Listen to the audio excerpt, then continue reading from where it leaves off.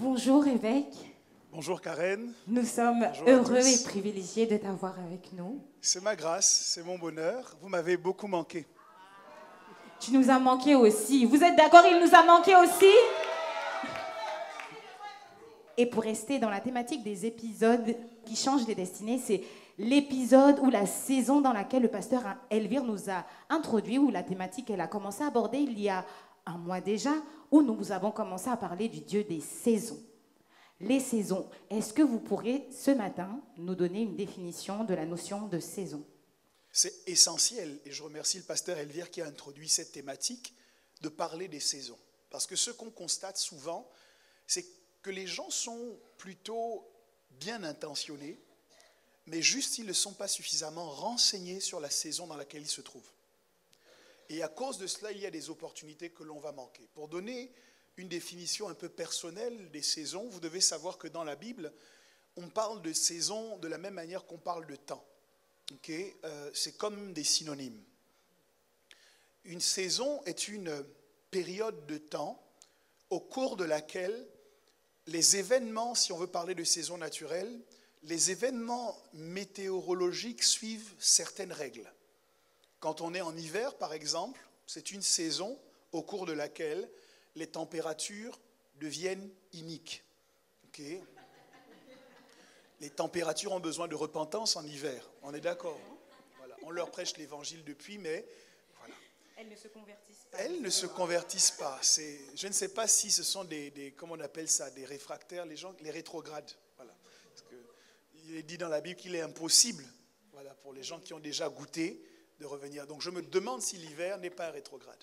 Bref, c'est une période de temps au cours de laquelle il fait particulièrement froid, la neige peut s'inviter pendant qu'on est en hiver, donc elle a le droit de s'inviter pendant qu'on est en hiver. Et donc il y a des événements extérieurs qui sont liés à la saison qu'on appelle l'hiver. Et ça peut se retrouver finalement dans toutes les saisons que l'on connaît. Mais ce qui est intéressant, c'est que si nous n'avons pas la main sur les circonstances météorologiques qui nous dépassent ou qui nous sont extérieures, nous avons cependant la main sur comment nous allons nous comporter dans telle ou dans telle saison. Comprenez-moi bien, je préfère parler d'abord d'éléments naturels avant de faire la translittération dans le monde spirituel. En ce qui concerne le monde de l'hiver, la saison de l'hiver, on a un type de vêtements que l'on va porter en hiver. Et ça ne dépend pas de la personne qui fait la météo ou qui vous informe de la météo. Ça ne dépend pas de ce que le thermomètre veut indiquer. Ça dépend des choix que vous faites lorsque vous ouvrez votre garde-robe et que vous décidez ce que vous allez mettre. Donc dans les saisons, la première chose que je veux que vous sachiez, c'est qu'il y a quelque chose qui ne dépend pas de vous, mais il y a aussi quelque chose qui dépend absolument de vous. Et parfois, on se trompe parce qu'on essaye d'avoir de l'influence sur quelque chose qui ne dépend pas de nous. Vous avez une saison dans laquelle tout le monde vous en veut. Vous ne savez pas ce que vous avez fait aux gens, mais les gens vous en veulent. Ça peut arriver. C'est aussi une saison. Vous ne pouvez pas changer les gens. Ça ne dépend pas de vous. Et je vais vous mettre au courant d'une information qui peut sauver votre vie. Vous n'êtes pas responsable des versions de vous qui existent dans la tête des autres.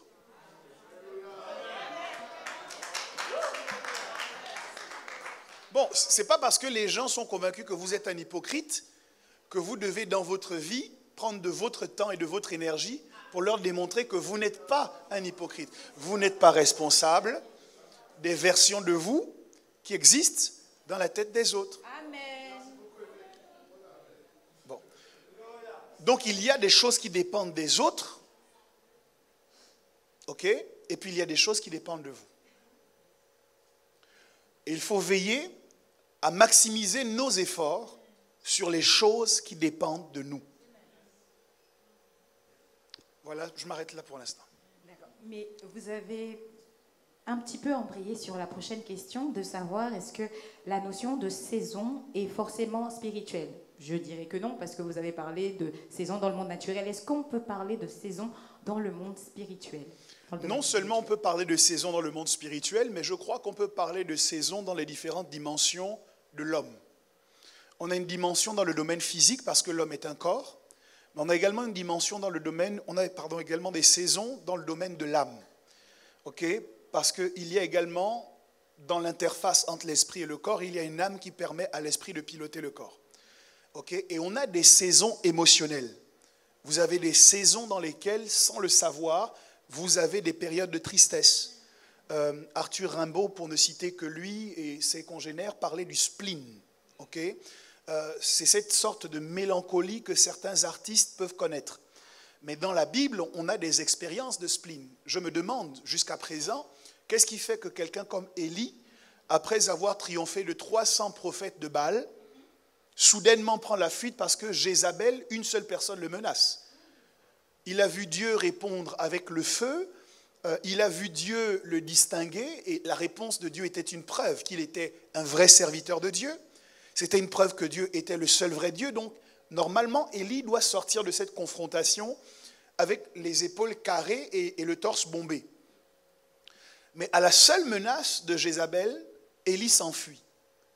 Il ne fait pas que fuir, il demande à Dieu de le tuer. Bon, si jamais tu voulais mourir, tu aurais pu laisser Jézabel faire le travail une bonne fois. Je me souviens de l'évangéliste Alingano qui disait « Depuis que j'ai été ravi et que j'ai vu le ciel, je cherche quelqu'un qui va me rendre service. » Parce que c'est un péché de sauter la vie soi-même. Donc, il cherche quelqu'un qui va lui rendre service. Donc, Élie avait quelqu'un qui voulait lui rendre service. Il y a des gens qui, en voulant vous tuer, pensent qu'ils vont vous faire du mal. Mais en fait, l'apôtre Paul dit que la mort met un gain. Bon, dans le temps de Dieu. Hein? Amen, amen. C'est bien de le préciser.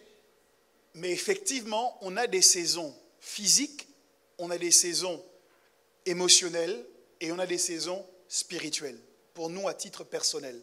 Et au-delà de ce que nous vivons en interne, il y a effectivement des saisons naturelles, extérieures à nous, et il y a aussi des saisons spirituelles, extérieures à nous.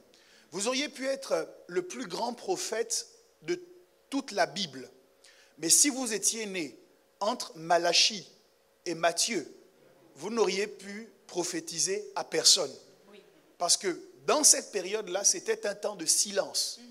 Dieu lui-même avait décidé de fermer sa bouche. Donc si quelqu'un, sous prétexte de son onction prophétique, était venu parler, ce qu'il avait dit ne se serait pas accompli et on l'aurait lapidé gratuitement. Parce qu'il était né dans la période intertestamentaire des 400 ans de silence. Donc, il y a un temps où Dieu parle, et puis il y a un temps où Dieu ne parle pas. Et moi, je suis inquiet de cette dimension où on a des prophètes qui parlent tout le temps. Je ne veux indexer personne, mais ce n'est pas ce que la Bible nous enseigne. Normalement, le prophète parle quand Dieu parle. Et l'histoire de la Bible me montre que Dieu ne parle pas tout le temps. Souvent, Dieu a parlé et il attend qu'on obéisse. Je m'arrête ici. Merci évêque. Vous parliez donc de saison en termes de spiritualité pour nous. Et est-ce que la notion de saison est liée uniquement aux hommes ou les éléments, les animaux aussi vivent des saisons?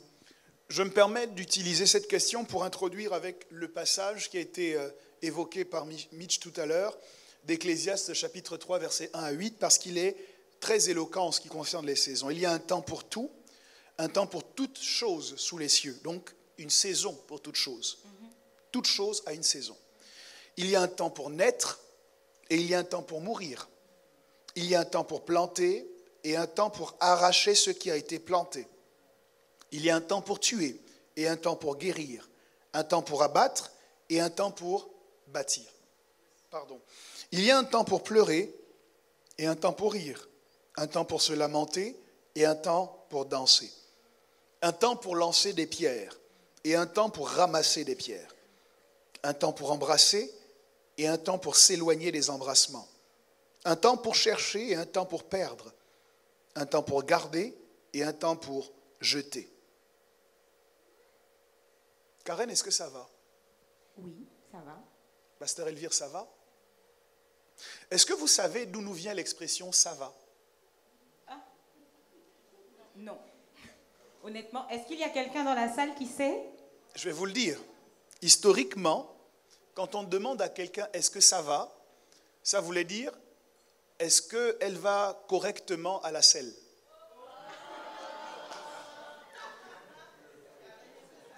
Quand on disait est-ce que ça va, on voulait s'enquérir de l'état du transit de la personne. Parce qu'effectivement, une personne en bonne santé, y va. C'est plutôt intime comme... Donc chaque fois que vous dites à quelqu'un est-ce que ça va, vous voulez demander à votre voisin là si... C'est plutôt privé et intime.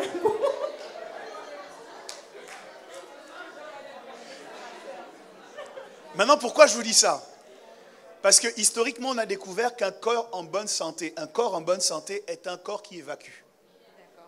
Ce n'est pas seulement un corps qui ingurgite, c'est aussi un corps qui évacue. Alors je me permets de demander Providence. Est-ce que ça va? Ça va.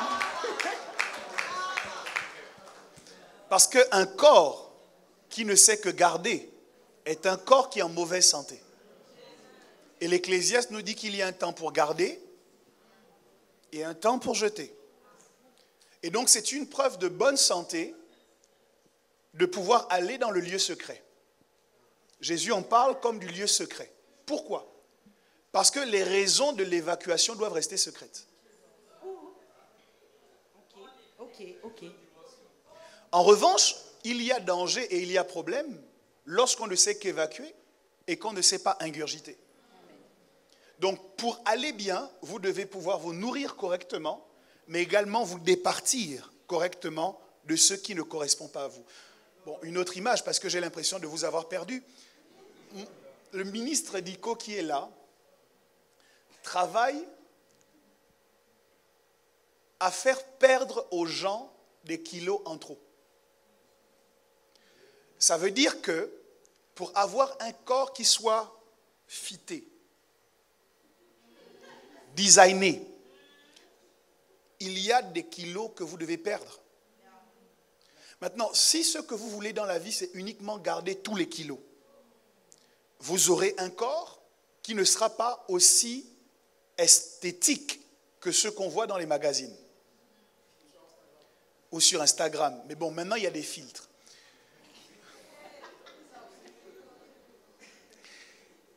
Ça veut dire que pour réussir à atteindre une forme spécifique, vous devez être d'accord de perdre certaines choses.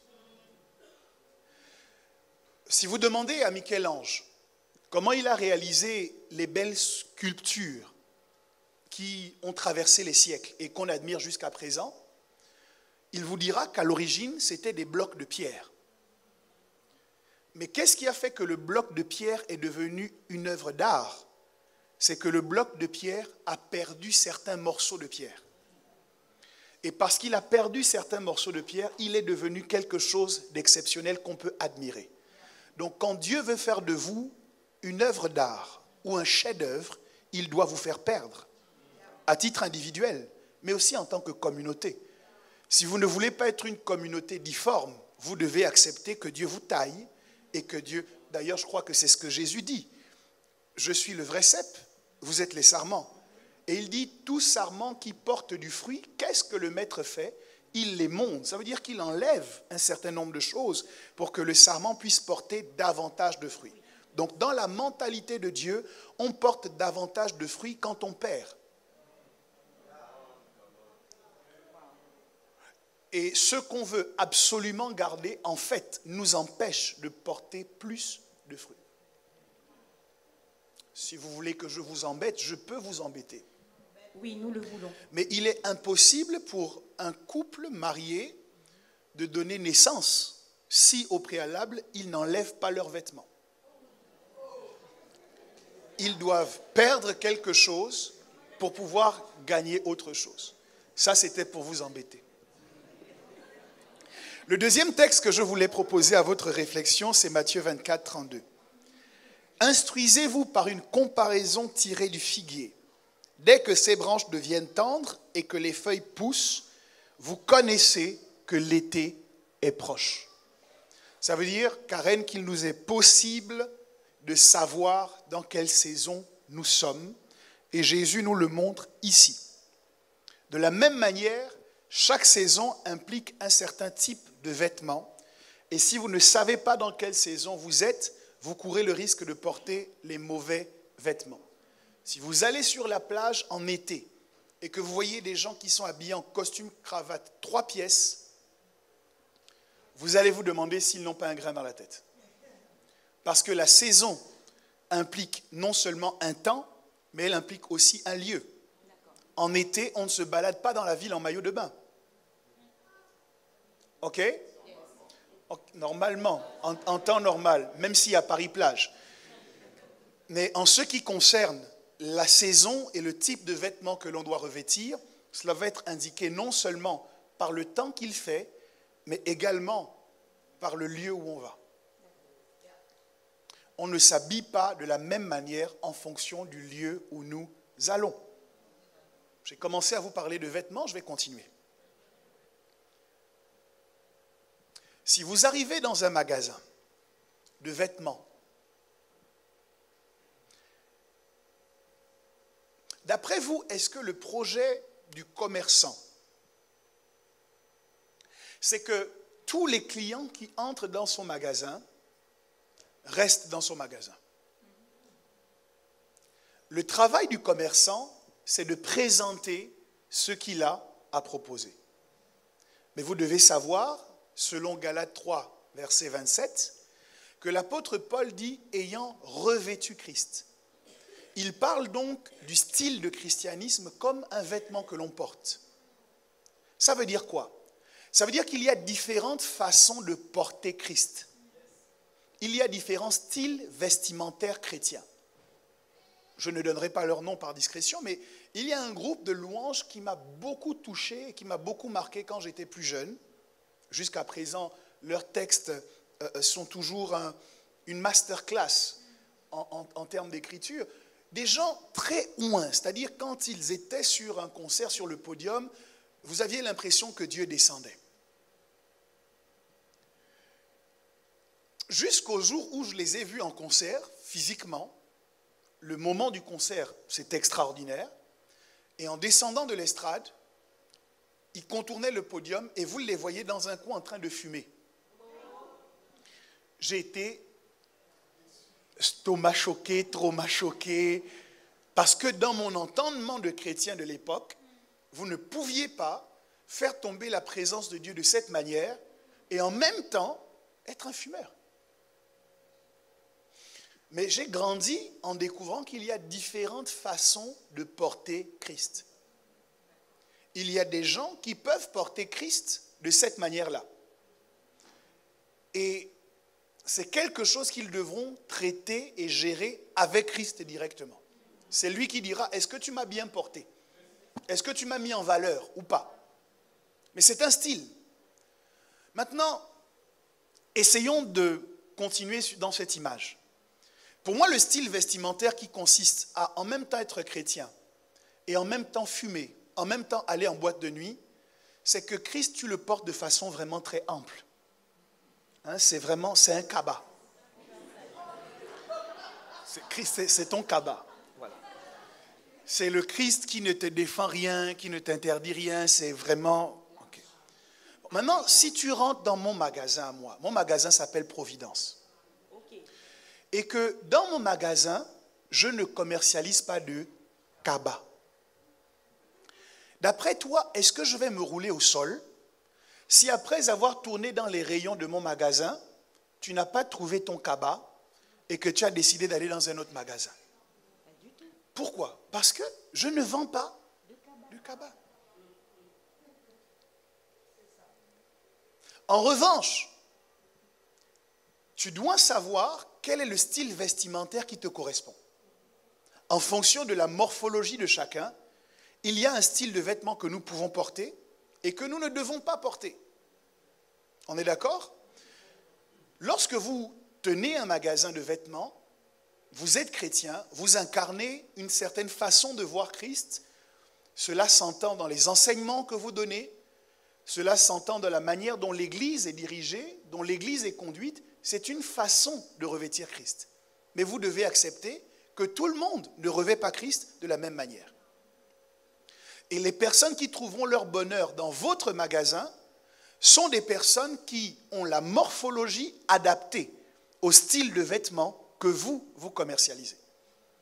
Ainsi, quand vous leur parlerez de respect de l'autorité, ils n'auront pas l'impression d'entendre le chinois, parce que ça correspond au style vestimentaire de christianisme qu'ils doivent porter. Quand vous leur parlerez du niveau où ils doivent mettre le service, ça ne leur donnera pas l'impression qu'ils se trompent de saison, ils ne se sentiront pas mal à l'aise avec le fait de se sacrifier pour Christ parce que c'est le style vestimentaire de christianisme qui leur correspond.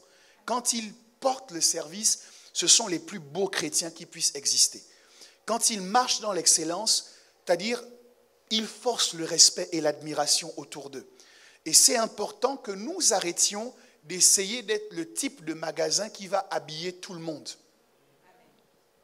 Au contraire, il faut identifier clairement le style vestimentaire qui est le nôtre, qui correspond à la saison dans laquelle nous sommes et au lieu dans lequel Dieu nous place.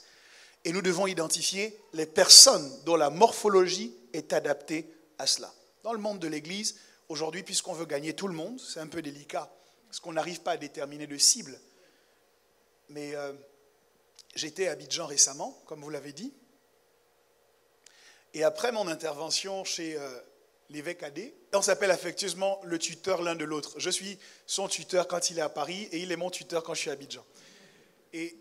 Et donc, quand je finis mon intervention, un évêque qui était là a sollicité l'évêque Adé pour dire, écoute, j'ai une croisade qu'on organise et j'aimerais que ton orateur vienne. Est-ce que tu n'y vois pas d'inconvénient? En termes de déontologie, ça se passe comme ça. Et je suis arrivé dans le lieu de la croisade. On arrive dans une église, je me dis que ça va se faire dans l'église. Il me dit, non, c'est en plein air. Donc, ils me prennent en voiture, on m'emmène dans le lieu. En fait, c'est un stade de football sur lequel ils ont mis des chaises, c'est en plein air, ils ont dressé l'estrade. Et c'était une première expérience pour moi. Et on me dit que le stade en question, l'endroit dans lequel nous sommes, en fait, c'est un village. Mon problème, c'est que je leur avais dit à l'atelier pour le ministère que moi, je ne pense pas avoir l'onction pour les villages. Parce que quand je vais commencer à parler mon français, je ne suis pas sûr que les villageois comprennent.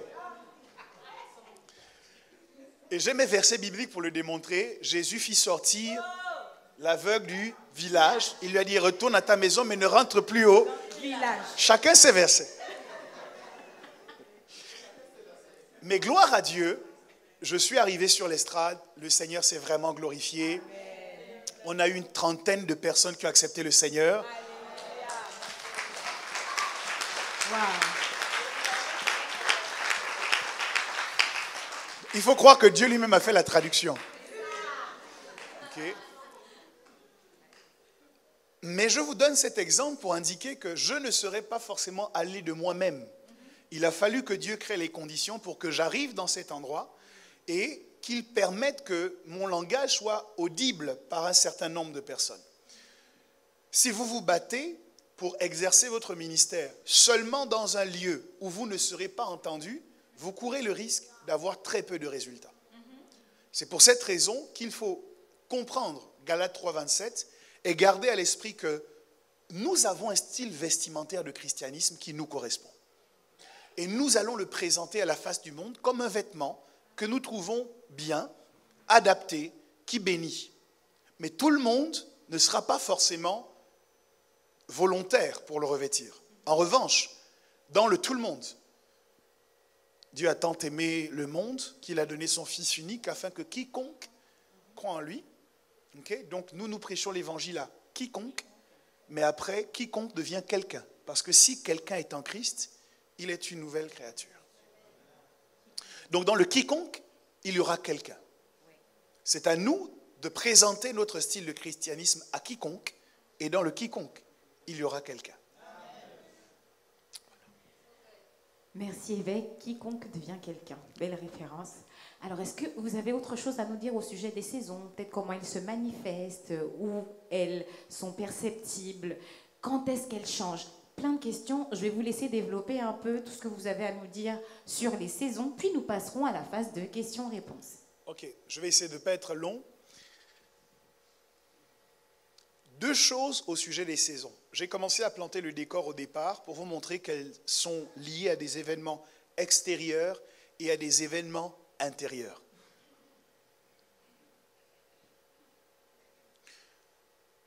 Les éléments ou les événements extérieurs, les changements de température, pour parler de saison naturelle, sont des éléments que nous consultons, que nous considérons pour savoir dans quelle saison nous entrons.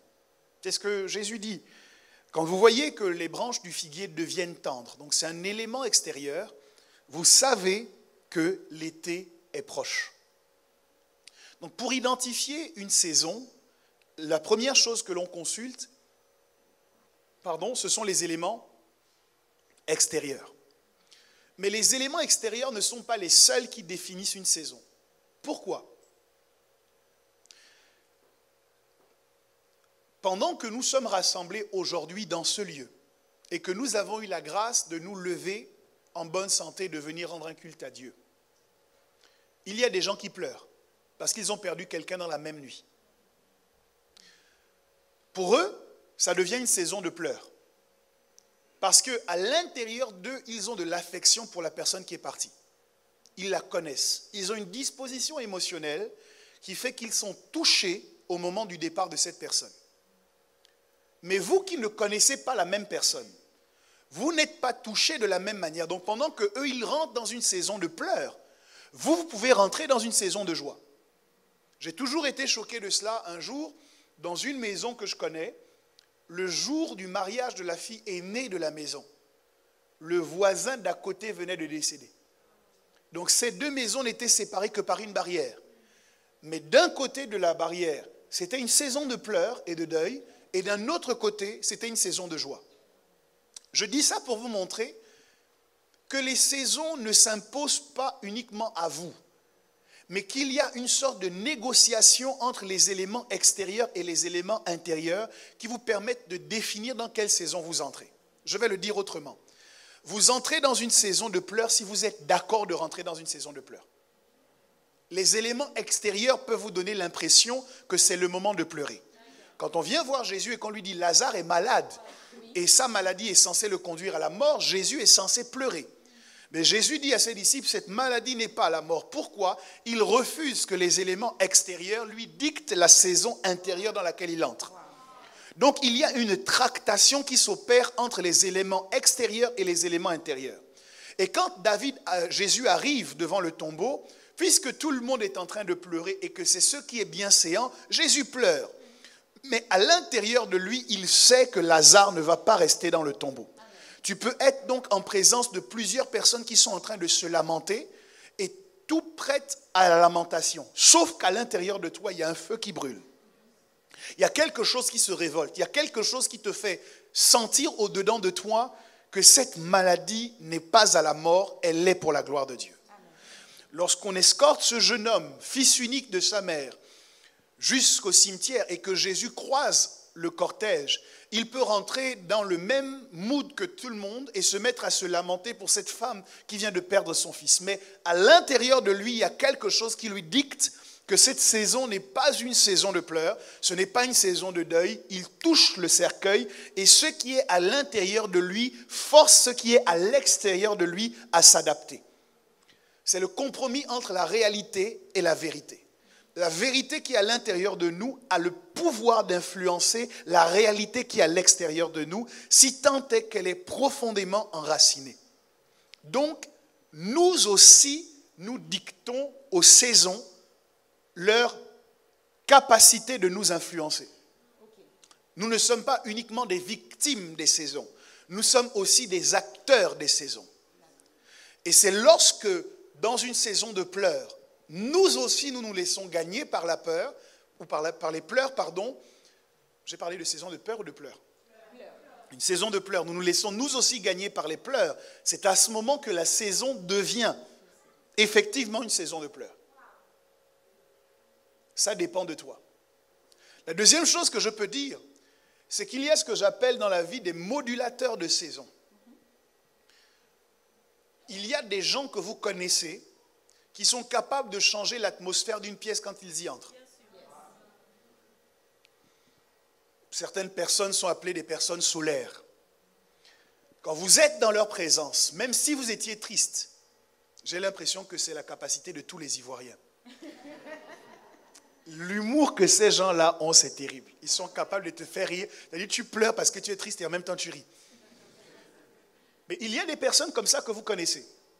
Vous êtes triste, cette personne rentre dans la pièce, automatiquement l'atmosphère de la pièce change. Ce sont des modulateurs de saison. Ça veut dire que quand vous les avez avec vous, même s'il pleut dehors, c'est toujours la joie dans la maison. Amen. Jésus était un modulateur de saison. Il est dans la barque, il y a la tempête à l'extérieur, mais Jésus dort à l'intérieur. Ça veut dire que ce qui se passe à l'extérieur ne l'affecte pas à l'intérieur. La tempête extérieure ne l'empêche pas de trouver du calme, de la sérénité, de dormir.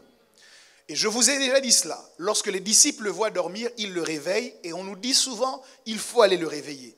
Moi, si j'étais à la place des disciples, je vois Jésus dormir, je dors. Parce que si Jésus dort, ça veut dire qu'il faut dormir. Parce que si vraiment il y avait un danger, le premier qui allait être au courant du danger, c'est Jésus.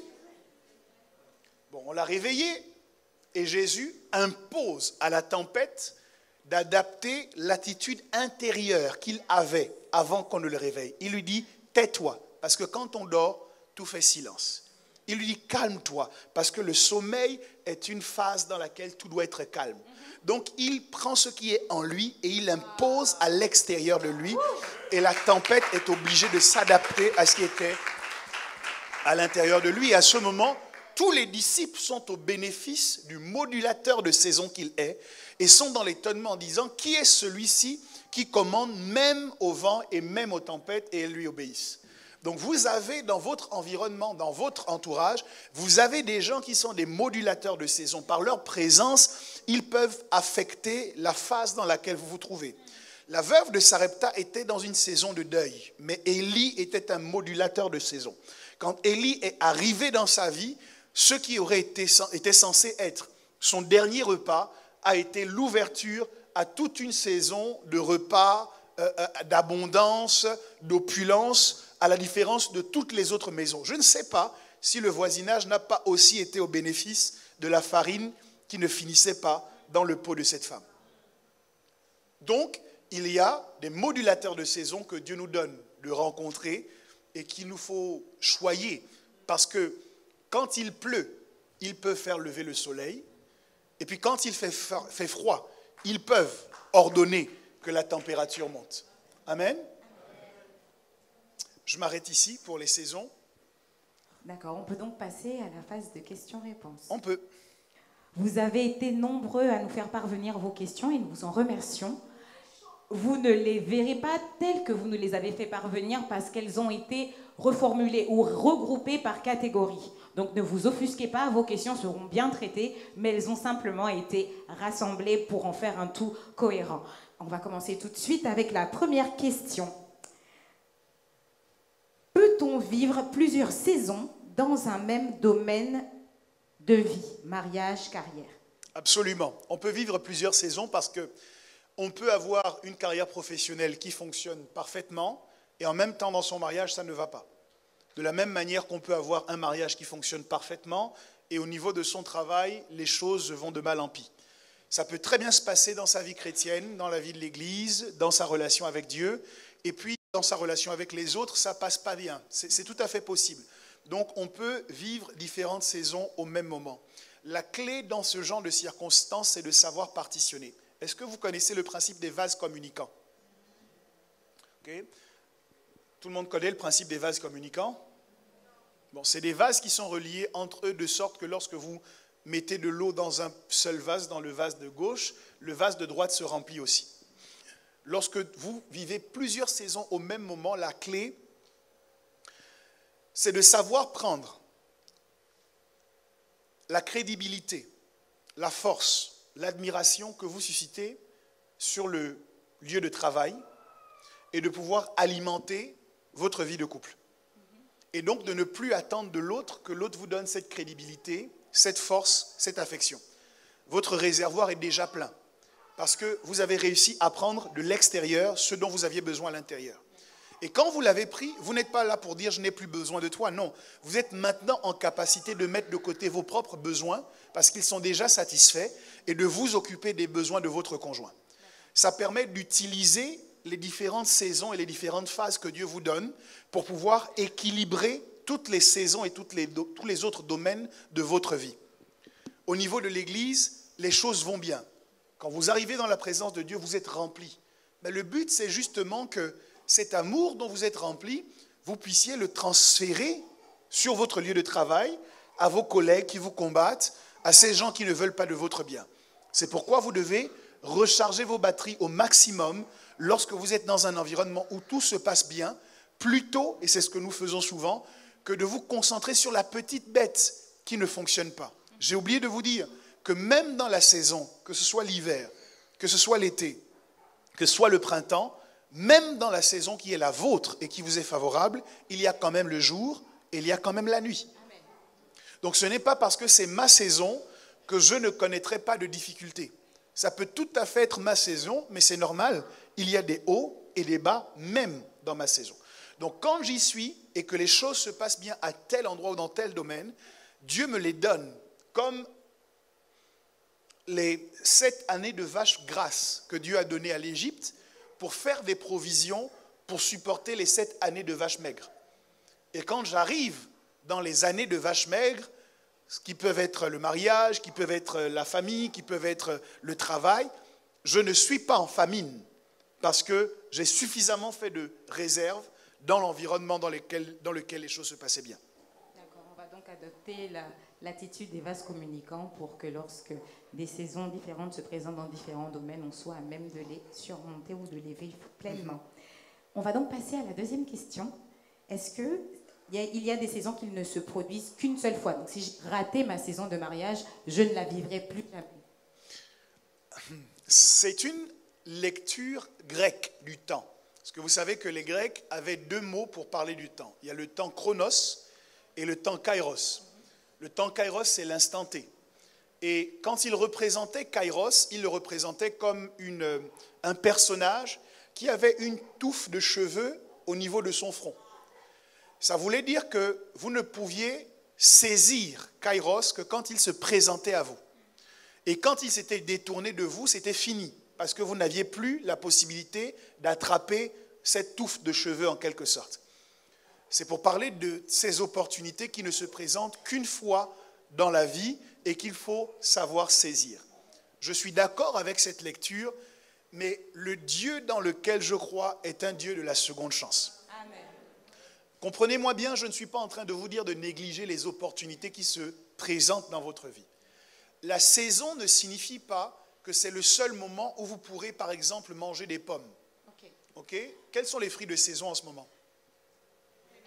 Les clémentines? Ça doit être les clémentines, parce que j'en ai mangé récemment et je les ai trouvées très sucrées. Vous voyez, il y a une différence entre les clémentines qu'on mange dans la saison et les clémentines qu'on mange en dehors de la saison. Ça ne veut pas dire que je ne mangerai plus jamais de clémentines, mais ça veut simplement dire que ça me sera plus difficile. Pourquoi? Parce qu'on va devoir les faire pousser dans un autre pays. Ça va devoir prendre les transports et arriver. Peut-être que ça a été cueilli, ce n'était pas encore à maturité. Et quand ça arrive à moi, ça a beaucoup moins de saveur que les fruits que je mange dans la saison. Donc il faut plutôt lire les choses comme ça. Quand vous savez saisir la bonne saison et avoir la bonne attitude dans la bonne saison, les choses sont plus faciles. On n'a pas besoin de faire voyager le fruit sur de longues distances pour que vous puissiez le manger. Les choses sont simples. Ça ne demande pas autant d'énergie. Et puis, la saveur est particulière. Mais quand vous manquez la saison qui vous est propice, qui est favorable, par exemple, à votre mariage, et que vous devez attendre, je ne dis pas que vous ne vous marierez plus jamais. Ok? Il y a des femmes passées 55 ans, passées 60 ans, qui se marient. Ça arrive. Mais c'est beaucoup plus difficile à 60 ans que ça ne l'est quand on est dans la vingtaine, quand on est dans la trentaine. Est-ce que vous voyez ce que je veux dire? Et puis la saveur n'est pas la même. Parce qu'une fois que 60 ans, vous avez 60 ans passés, physiquement, vous n'êtes plus exactement la même personne. Vous n'avez plus la même énergie. C'est-à-dire que si votre projet c'était de voyager avec votre amoureux et de découvrir le monde, quelqu'un qui a 60 ans, le corps n'est plus aussi énergique. Même la robe. Vous voyez qu'au moment d'embarquer, il peut avoir une incontinence. Vous voyez, donc, je ne dis pas que c'est le cas de tout le monde. C'est pas ce que je dis. Mais je dis qu'il y a des problématiques que vous allez devoir traiter parce que vous n'êtes plus exactement dans la même saison. Est-ce que quelqu'un me comprend? Je n'ai choqué personne, ça va? Voilà, donc, mariez-vous maintenant. L'apôtre Paul a dit, je veux que les jeunes se marient. Amen. Ok? Donc, n'attendez pas d'avoir eu le doctorat, n'attendez pas d'avoir votre carrière, d'avoir construit toutes vos maisons pour entrer dans le mariage. Le mariage, quand il est bien fait et quand on est jeune, c'est un bonheur. Amen. Amen. Alors, prochaine question. Sur quel principe et verset biblique se base la notion de saisonnalité dans la vie chrétienne? On vient de parler d'Ecclésiaste qui parle de saison. On a parlé également du texte de Jésus sur les différentes saisons naturelles qu'il reconnaît. Mais une approche de théologie systématique nous permet aussi de voir que dans sa relation avec son peuple, Israël, il y a un certain nombre de saisons. Les théologiens parlent plutôt de dispensation. Okay? Donc c'est des phases de temps pendant lesquelles Dieu organise sa relation avec ceux qui sont en alliance avec lui en suivant un certain nombre de règles, qui ne sont pas toujours les mêmes. Quand on est dans le jardin d'Éden, il n'y a qu'une seule règle. Vous ne mangerez pas du fruit de la connaissance du bien et du mal. Quand on sort de l'arche de Noé, les règles ne sont plus exactement les mêmes que dans le jardin d'Éden. On voit que Canaan va être maudit parce que son père voit la nudité de son père, donc de son grand-père, Noé. Ça veut dire qu'on peut être maudit non plus seulement en mangeant un fruit défendu, mais on peut aussi être maudit en voyant et en exposant la nudité d'un père. Amen. Noé était ivre, donc c'était un ivrogne, mais dans sa bouche, il y avait quand même la bénédiction et quand même la malédiction. C'est un danger de penser que lorsqu'un père devient ivre, il perd la capacité de bénir ou de maudire. Parce que moi, quand je regarde ma Bible, je vois que même quand un père est diminué, la capacité de bénir et de maudire est toujours dans sa bouche. Vous voyez Isaac qui n'a plus la vue, mais Isaac est quand même capable de bénir et de maudire. Si vous voulez, je peux vous parler de Jacob, qui est tellement malvoyant qu'il croise les bras, mais la bénédiction est toujours dans ses mains. Okay? Donc, quand on sort de l'arche de Noé, les règles qui s'appliquent ne sont plus exactement les mêmes que dans le jardin d'Éden. Quand on arrive avec Moïse, ce ne sont plus les mêmes règles. Quand on arrive avec Christ, ce ne sont plus les mêmes règles. Donc, théologiquement, on parle de dispensation pour parler de différentes saisons où Dieu fonctionne d'une certaine manière avec ceux qui sont en alliance avec lui. Et donc, toute notre Bible est la démonstration que Dieu fonctionne également par saison. Ceci étant, il y a une saison commune et il y a une saison individuelle. Vous ne devez pas, sous prétexte que la saison n'est pas bonne pour d'autres, penser qu'elle n'est pas bonne pour vous. Parce que votre cas est différent. Et justement, saison commune et saison individuelle. Il y a eu plusieurs questions sur la partie dans laquelle on va aller, c'est comment discerner, reconnaître les saisons. Quels sont les signes, les indices qu'on a pour reconnaître les saisons dans lesquelles on se trouve? Je crois que j'ai traité un petit peu la question. Premièrement, j'observe ce qui se passe à l'extérieur. Deuxièmement, j'observe ce qui se passe à l'intérieur. Quelle est la corrélation qui se crée entre ce qui se passe à l'extérieur et à l'intérieur? Vous avez une phase où tout le monde connaît votre numéro pour vous demander de l'argent. Ça vous est déjà arrivé? Vous vous rendez compte que ça n'arrive pas tout le temps. Voilà, c'est une phase où tout le monde, quand il a besoin d'argent, c'est comme s'il y a un ange qui va susurrer à son oreille « appelle telle personne ». Vous n'étiez peut-être pas au courant, mais c'est la saison pendant laquelle vous devez être prospère.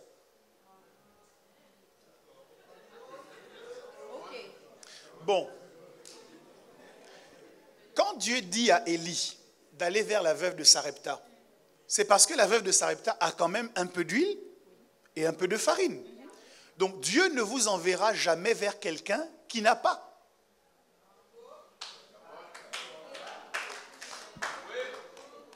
Le problème, c'est qu'il y a deux phases pour avoir.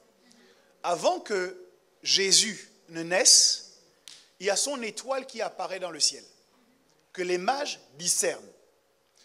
Ça veut dire qu'avant que ton argent n'arrive, il y a l'étoile de ton argent qui apparaît dans le ciel, que les mages ou les sages discernent. Avant que ton emploi n'arrive, il y a l'étoile de ton emploi qui apparaît dans le ciel. Et ceux qui sont sensibles aux choses spirituelles discernent que bientôt tu vas avoir un travail. Ok, le brigand qui est à côté de Jésus voit dans le ciel que celui qui est sur la croix ne va pas rester définitivement sur la croix, qu'un jour il sera dans la gloire de son royaume. C'est pour ça qu'il lui dit, souviens-toi de moi, non pas maintenant que tu es dans la galère, mais souviens-toi de moi quand tu seras dans la gloire de ton royaume. Tant qu'à faire, si tu veux acclamer, acclame bien.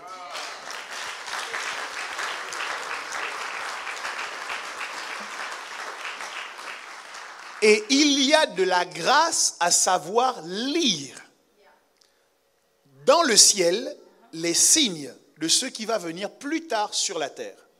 C'est pourquoi il y a des gens, alors que tu n'as rien, font tout pour rester proche de toi, pour t'aider. Parce qu'ils ont lu dans le ciel que ta vie... C'est pour ça que nos églises sont bien. Hein? Le prophète arrive et il prophétise publiquement. Ça veut dire que vous tous... Vous entendez ce qu'il a dit sur l'autre. Maintenant, vous faites quoi? Lorsque vous êtes convaincu que la prophétie là va se réaliser, collez la personne. Parce que c'est là qu'elle a besoin de 10 euros. C'est là qu'elle a besoin d'être invitée. C'est là qu'elle a besoin d'être encouragée. Parce que quand l'accélération divine va être son partage, elle n'aura plus besoin des 10 euros. Elle n'aura plus besoin des flatteries et des compliments. Ce sera trop tard. Le seul créneau où on pouvait offrir à Jésus des aromates, c'est quand la dame est venue briser le vase d'albâtre à ses pieds et qu'elle l'a enduit de tout le parfum. C'était le seul créneau. Normalement, on offre les aromates aux morts pour oindre les cadavres. Donc les gens attendaient certainement que Jésus soit mort pour lui apporter des aromates. Mais les femmes qui sont venues apporter les aromates à Jésus quand il était dans le tombeau ont une surprise de taille. Jésus n'était pas là. Ce n'était plus le moment d'offrir les aromates. Il fallait saisir une fenêtre de tir pour lui offrir des aromates. Et c'est la fenêtre de tir que cette femme-là a saisie quand tout le monde était en train de lui dire « Mais pourquoi tu fais ça ?» On aurait pu prendre l'argent, prendre le vase, le vendre et donner l'argent aux pauvres. Mais elle a su identifier que le gars qu'on voit là avec nous ne sera pas là pour toujours avec nous.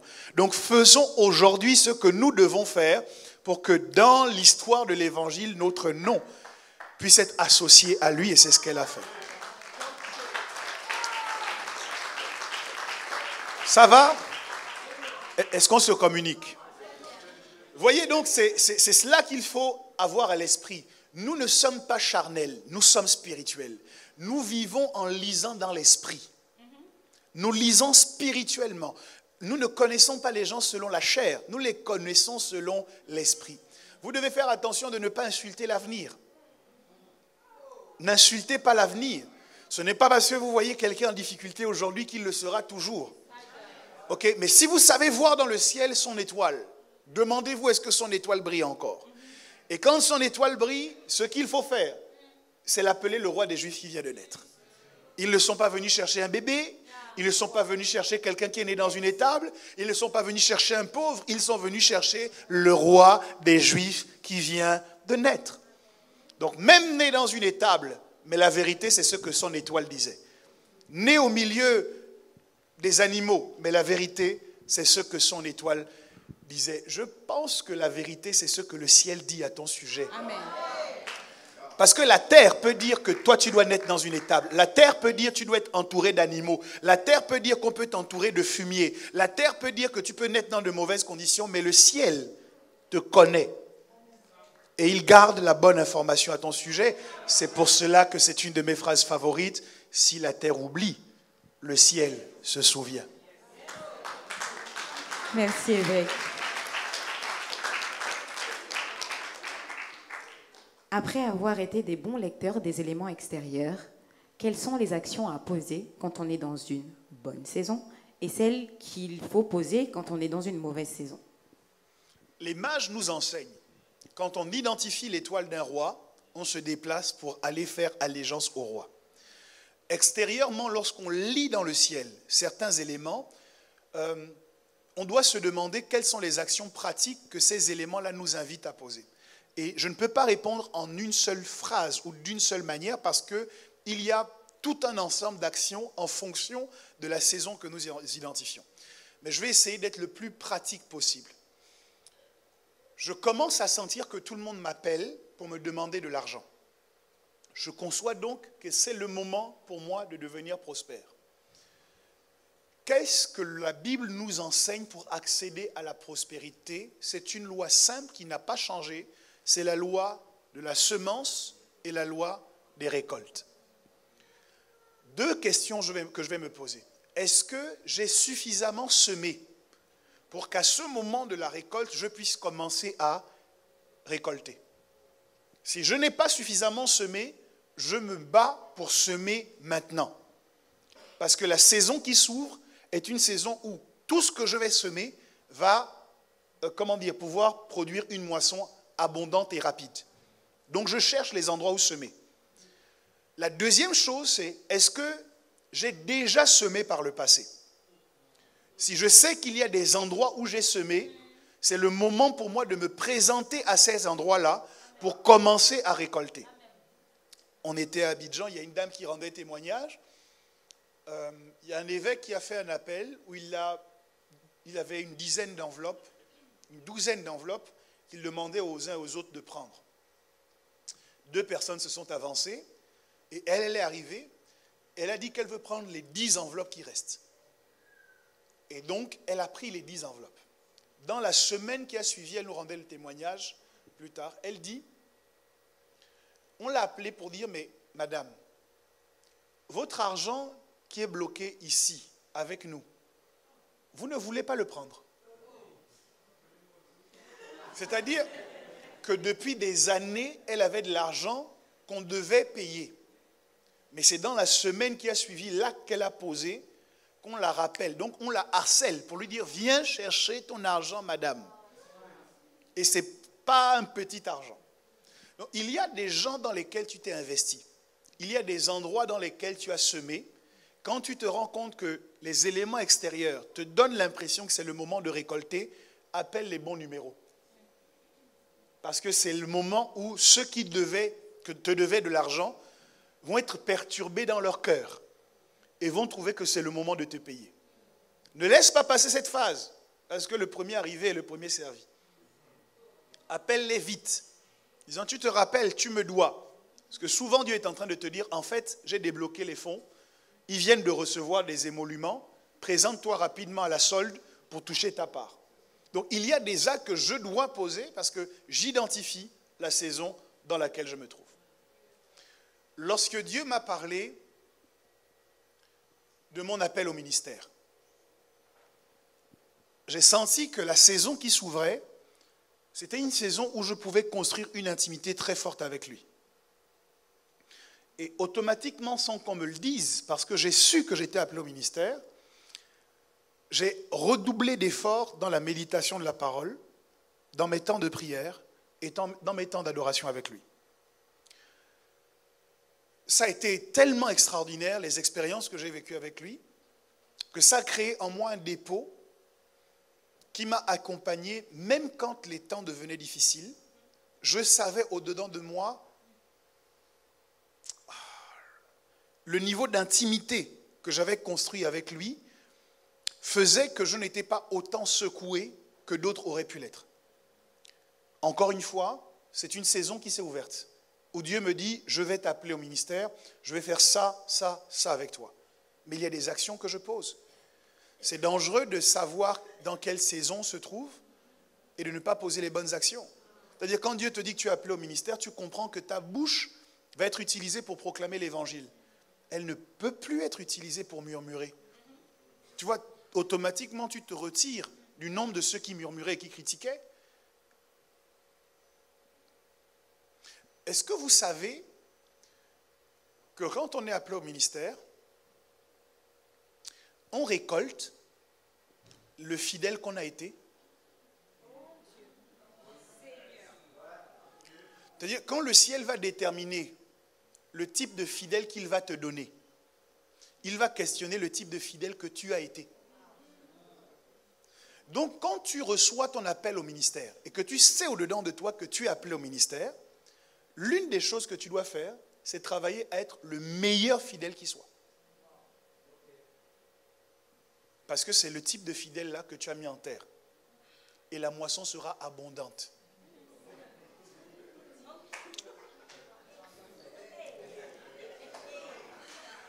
Amen, amen, amen. Amen.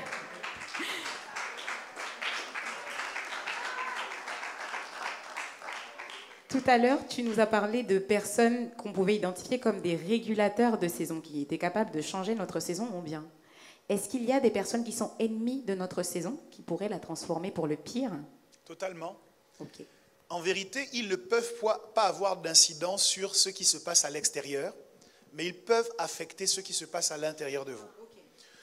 En venant vous répéter sans cesse les mauvaises choses qu'on dit à votre sujet, le projet, c'est de vous mettre dans un mood qui vous empêchera de voir la saison dans laquelle Dieu veut vous introduire. Parce que vous serez tellement concentré à réfléchir aux mauvaises choses qu'on dit à votre sujet que vous ne réaliserez pas. Et c'est le sens de 3 x 4. Tous autant que nous sommes ici, nous sommes au courant d'un certain nombre de problèmes qui sont inhérents à notre personne ou à notre vie de famille ou parfois à notre église. Maintenant, faisons une petite expérience, juste une petite analyse. Est-ce que vos collègues de travail savent les problèmes que vous rencontrez dans votre église,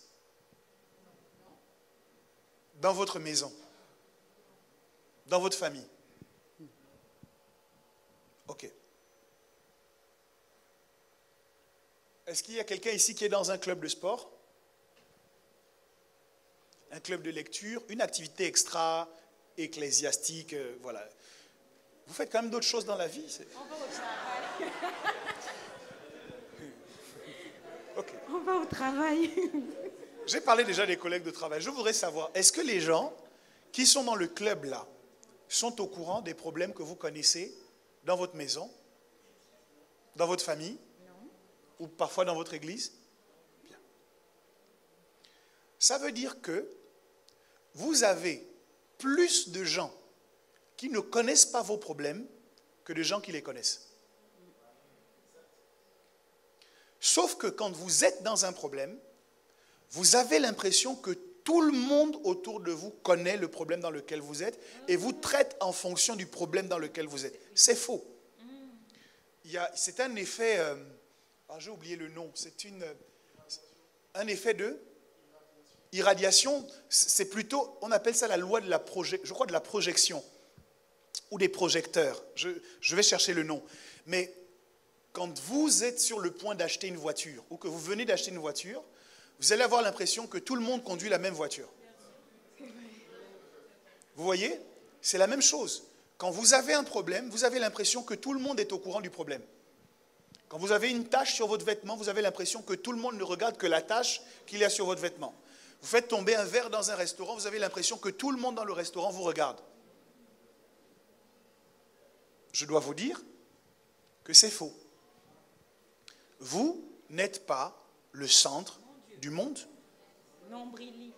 Vous n'êtes pas le centre de l'attention de tout le monde. Et la bonne nouvelle, c'est qu'il y a des gens qui ne connaissent pas vos problèmes et qui ne vous traitent donc pas comme une personne qui a des problèmes. Ça veut dire qu'il y a des gens auxquels vous pouvez prêcher l'évangile et qui ne diront pas « je ne viens pas dans ton église parce qu'on m'a dit que dans ton église il y a des murmures ». Ils ne sont pas au courant. Ça veut dire qu'il y a des gens auxquels vous pouvez parler de comment Christ a transformé votre vie et qui ne savent pas l'état de votre compte bancaire. Amen. En d'autres termes, ne laissez pas, c'est ce qu'on dit, hein, un bateau ne coule pas à cause de l'eau qui est à l'extérieur. Il coule à cause de l'eau qui rentre. Battez-vous juste pour que l'eau ne rentre pas. Et vous allez pouvoir continuer à voguer sereinement. Donc ceux qui vont vous faire manquer votre saison, c'est ceux qui vont faire entrer l'eau à l'intérieur du bateau. Amen. Fuyez-les. C'est clair? C'est clair, on va les fuir. Ensuite, vous disiez tout à l'heure que même lorsqu'on est dans sa saison, il y a un soir, il y a un matin. Comment faire le distinguo entre les épreuves qu'on doit vivre dans notre saison, les épreuves difficiles, et celles qui indiquent qu'on est dans la mauvaise direction? C'est une très bonne question. J'ai fait une étude une fois pour différencier les épreuves de la souffrance. Premièrement, il y a la dimension de pérennité. Quand vous n'êtes pas dans la volonté de Dieu, votre vie n'est que souffrance. Jésus fait 3 ans de ministère et quelques heures de passion, ce qu'on appelle la passion du Christ. Donc il est éprouvé pendant un laps de temps court. De la même manière, quand vous êtes à l'école, vous n'aimiez pas les enseignants qui, chaque fois qu'ils rentraient dans la classe, disaient « interro surprise ». Parce qu'on est d'accord que la vie d'un étudiant, d'un élève, ce n'est pas de faire les interros surprises. Et le métier d'un prof, ce n'est pas de faire tout le temps les interros surprises. Amen. À moins qu'il n'ait pas suffisamment bien préparé son cours et qu'il vienne se venger sur les enfants d'autrui. On est aussi au courant.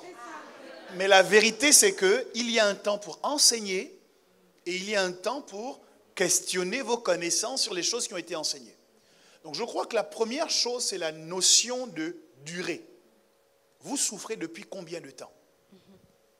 Okay. Quand vous vous rendez compte que ça fait longtemps que vous souffrez, ça doit être un signal à l'intérieur de votre pensée pour vous demander, est-ce que vraiment je suis dans la volonté de Dieu? La deuxième chose, c'est, lorsque je passe un examen, je sais lire dans cet examen où est-ce qu'il va m'emmener. Je sais que lorsque je passe mon concours d'entrée en 6e, au Gabon c'est ce qu'on fait encore, ça va me permettre d'accéder au collège. Quand je passe mon bac, je sais que ça va me permettre d'accéder à l'université. Mais tu souffres pourquoi? Je veux dire, quel est le but de la souffrance là? Ça t'emmène où? C'est une question qu'il faut se poser aussi. Parce que l'épreuve nous emmène quelque part. La souffrance ne nous emmène nulle part. Donc une fois qu'on a réussi à se rendre compte que ce que je vais souffrir là ne va rien produire qui me rapproche de Dieu, à ce moment je peux refuser cette souffrance. Mais quand je me rends compte qu'il y a quelque chose que Dieu veut m'enseigner à travers cela, dans ces conditions, je lis cela comme une épreuve et je peux avancer. Mais depuis que je parle, pasteur Elvire n'a rien dit, je veux bien avoir également son point de vue sur le sujet parce que c'est elle qui nous a enseigné sur le Dieu des saisons. Vous êtes d'accord avec moi? Amen. En fait, pour tout vous dire, j'étais en train de me dire, j'ai la meilleure place, Seigneur. Je suis juste à côté. Je me sentais comme les disciples, en fait. Vous voyez, juste à côté de celui qui parle. Oh, Seigneur. Je suis en admiration devant cet homme. Est-ce qu'on peut acclamer Seigneur? Merci, merci. Gloire à Dieu. Non, c'est vrai. Mais du coup, je ne sais plus, on parlait de quoi? Non, comment je fais la différence entre la souffrance et l'épreuve? Comment je fais la différence entre la souffrance et l'épreuve? Et donc, je repense à ce que tu étais en train de dire tout à l'heure, le fait que quand on est éprouvé, ça produit quelque chose. Moi, je pense au fait que, en réalité, on doit savourer chacune des étapes dans lesquelles on est. Je pense à quand j'étais célibataire. Ce que mes grandes sœurs m'ont appris, c'est que ne te précipite pas à aller dans la saison suivante. Savoure d'abord ce que tu es en train de vivre dans la période où tu es célibataire, parce qu'il y a du bon à être célibataire aussi. La souffrance produit quelque chose et en réalité, la souffrance, l'épreuve produit quelque chose alors que la souffrance vient du diable. Et donc, on devient pur à travers le fait de passer par l'épreuve. Ce que je me dis, c'est que l'épreuve produit en moi le fait de devenir meilleur. Quand je vois une épreuve par laquelle Dieu me fait passer, je me projette déjà sur la meilleure version de moi-même que je serai. Et de cette manière-là, je traverse l'épreuve. Amen, on peut acclamer le Seigneur.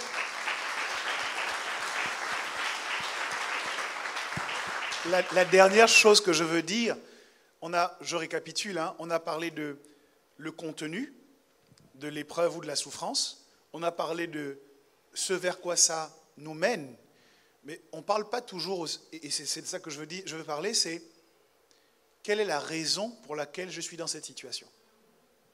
Voilà. Parce que si Dieu m'a dit non, et j'ai forcé, et maintenant je suis dans des problèmes, je ne vais pas dire Dieu m'éprouve. Ce n'est pas une épreuve, c'est une souffrance qui est la conséquence de ma désobéissance. Donc, se demander aussi, s'auto-analyser, quand le fils prodigue est dans la boue avec les pourceaux, il demande la nourriture des porcs et on lui dit non, il ne va pas dire le diable est jaloux de ma gloire, il m'empêche de manger la nourriture des pourceaux, c'est une épreuve, je vais continuer à prier jusqu'à ce que je vais rompre la tête du juge inique, jusqu'à ce qu'il entende ma prière et qu'il me donne la nourriture des pourceaux. Non. Il s'analyse et il se rend compte que la situation dans laquelle il se trouve, c'est le résultat de mauvais choix qu'il a fait. Donc ce n'est pas une épreuve, c'est la souffrance qui est liée à la désobéissance. Et à ce moment, qu'est-ce qu'il va faire? Il se lève et il fait le sens inverse. S'il y a quelque chose que je souhaite à toutes les personnes qui m'entendent aujourd'hui, c'est de savoir faire le sens inverse. Vous connaissez l'histoire de Hansel et Gretel? Ce qui a mis Hansel et Gretel dans les problèmes, c'est juste parce qu'ils n'ont pas su faire le sens inverse. Chaque fois que leurs parents les emmenaient pour les perdre, ils prenaient des cailloux et ils semaient. C'est ça l'histoire, hein? Et ils semaient sur leur passage. Et donc, quand les parents les avaient abandonnés, ils savaient retrouver le chemin. Mais, le dernier soir, ils n'ont pas pu aller chercher les cailloux. Ils ont pris des miettes de pain, je crois, du pain, et ils l'ont semé sur le chemin. Et quand ils ont voulu revenir, en fait, les oiseaux l'avaient mangé. Et c'est là que leur problème commence. Beaucoup de chrétiens sont dans la situation d'Hansel et Gretel. Ils ne savent pas comment revenir. C'est très compliqué parce que l'histoire du destin, c'est une histoire de retour.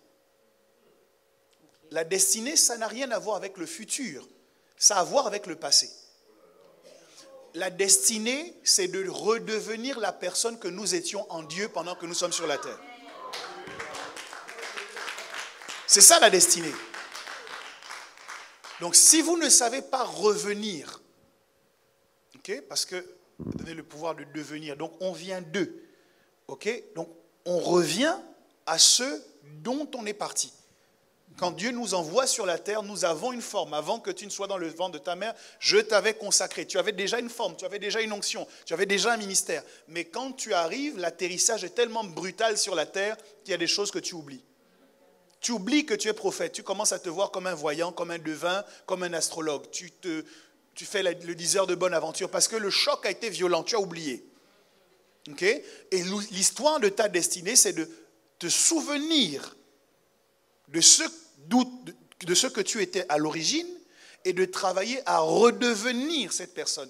Et pendant que tu le fais, le diable et la société se battent justement pour t'éloigner de la personne que tu es normalement.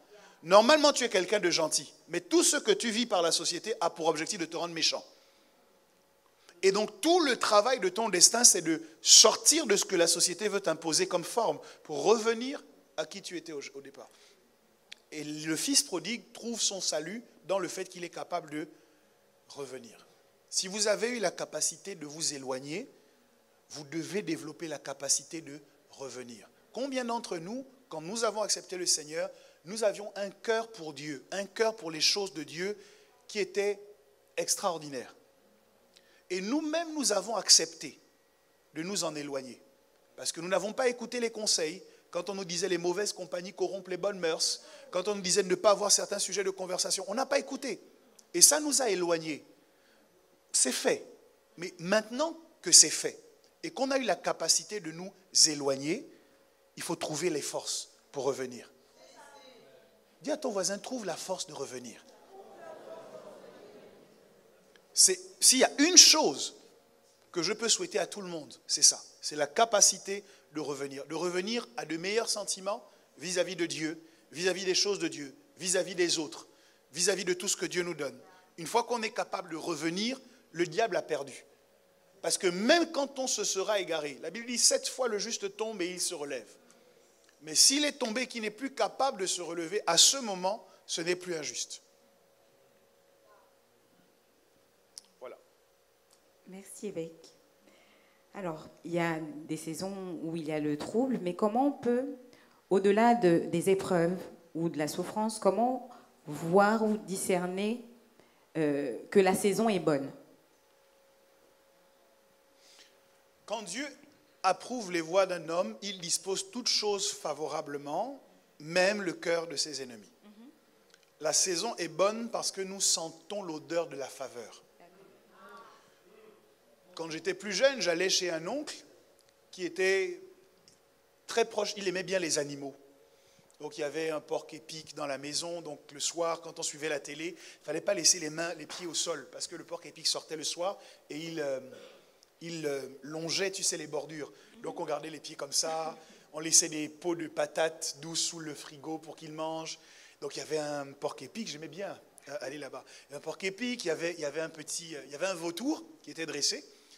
Donc il partait, il y avait d'ailleurs une belle alchimie entre le vautour et les chats de la maison, puisque les chats, c'était des chats bourgeois, ils tuaient les rats, mais ils ne les mangeaient pas.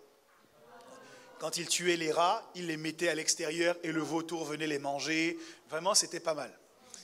Et il y avait également un chien. C'était un Doberman qui s'appelait Rex.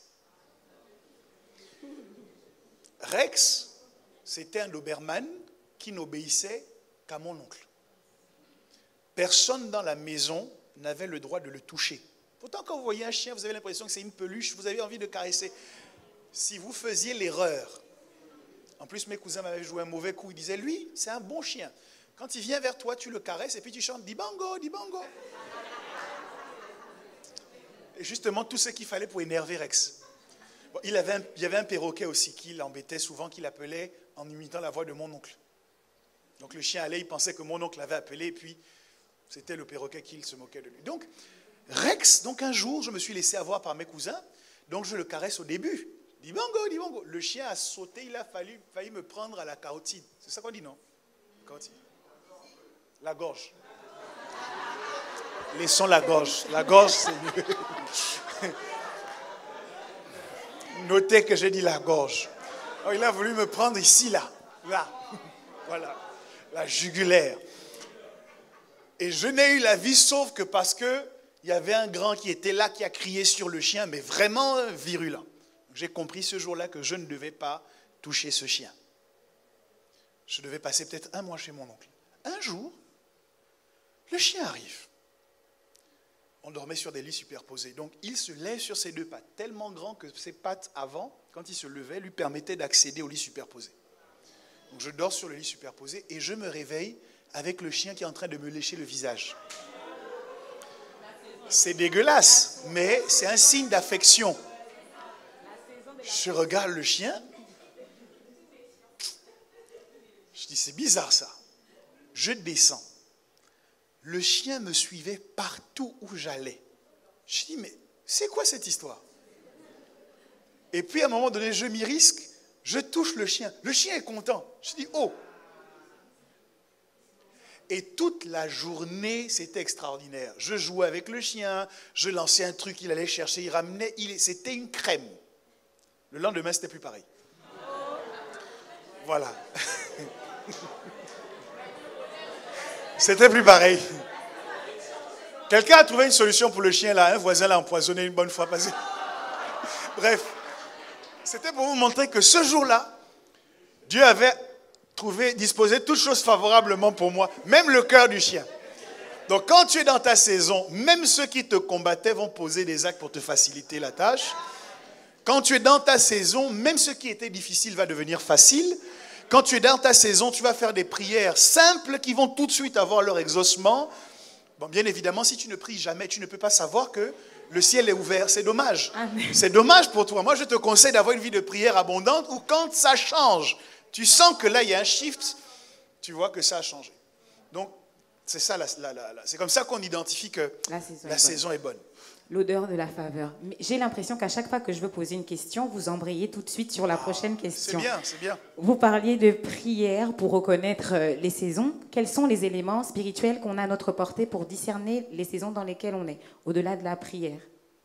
Le problème, c'est que vous posez la question à quelqu'un qui est prophète. Donc, je vais vous répondre prophétiquement. D'accord. Ça se sent physiquement. Ok. La teneur de l'air est différente. L'air est plus léger quand vous êtes dans une bonne saison. Ok. Je suis obligé de vous dire ça. Quand vous êtes dans une bonne saison, il y a un parfum spécifique que vous sentez, sans que personne n'ait utilisé, merci à Duca Collection, mais sans que personne n'ait utilisé de désodorisant, vous sentez des parfums. Parfois, ça peut être un parfum de rose, parfois vous sentez de l'encens. Vous n'êtes pas dans un endroit où ces senteurs-là sont brûlées, ok? Mais vous sentez des parfums spécifiques. En fait, pour que vous compreniez ce qui se passe, c'est comme s'il y a, je ne sais pas comment décrire. Dans certains films de science-fiction, on montre souvent ça. Vous avez le corps de quelqu'un et puis c'est comme si à un moment donné, il se dédouble. Vous voyez l'idée? L'effet glitch, par exemple, fait ça. Vous avez un sujet et puis il y a une sorte de dédoublement. Quand vous entrez dans une bonne saison spirituellement, en fait, à cause du dédoublement, c'est comme si votre esprit de temps en temps fait comme s'il se mettait juste à côté de votre corps et il revient. Et quand vous vivez ça, en fait, vous captez des choses dans le monde spirituel qui ne sont pas dans le monde naturel. C'est comme ça que vous allez entendre des sons qu'on ne fait pas dans le monde naturel. Personne ne parle, personne ne chante, mais vous entendez un chant, vous entendez quelqu'un qui parle. Je ne parle pas de ceux qui entendent des voix en permanence, ce n'est pas ce que je dis. Ok? Et vous sentez, en fait, ce que vous sentez, c'est une atmosphère qui a lieu au ciel. Donc c'est comme si l'espace de quelques millisecondes, vous vivez ce qui se passe au ciel et il y a une confusion entre vos sens physiques et vos sens spirituels. Okay? Et donc, ça c'est pour ceux qui sont prophétiques. Moïse a dit, puisse tout le peuple de Dieu être composé de prophètes, c'est ce que je vous souhaite. Ça vous permet le matin, quand vous vous levez, de sentir... Ça va être une belle journée. Amen. La deuxième chose, spirituellement. La Bible dit que l'Éternel était avec Samuel et il ne laissait tomber à terre aucune de ses paroles. Lorsqu'on se lève le matin, même si on n'a pas senti que c'est une bonne journée, qu'est-ce qu'on doit dire?